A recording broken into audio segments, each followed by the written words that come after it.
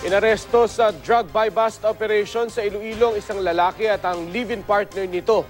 Yan at iba pang balita sa Visayas, hatid ni Julius Belacaol.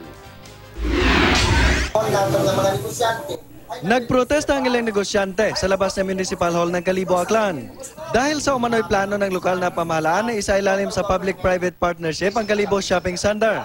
Pangamba ng mga negosyante, mawawalan sila ng pwesto para sa kanilang negosyo kung isa sa pribado ang pamilihan. Ayon naman sa lokal na pamahalaan, hindi pa aalisin ang tanan sa shopping center sa ilalim ng kasunduan. Inaresto sa buy-bust operation sa Dumangas, Iloilo ang isang lalaki at live-in partner nito.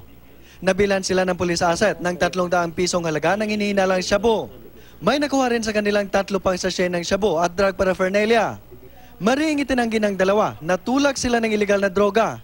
Ayon sa pulis, dati nang naaresto ang kapatid ng isa sa mga suspect, pati ang asawa nito, dahil din sa umano'y pagtutulak ng iligal na droga. Yan ang mga balita mula sa Visayas. Julius Belacaol reporting.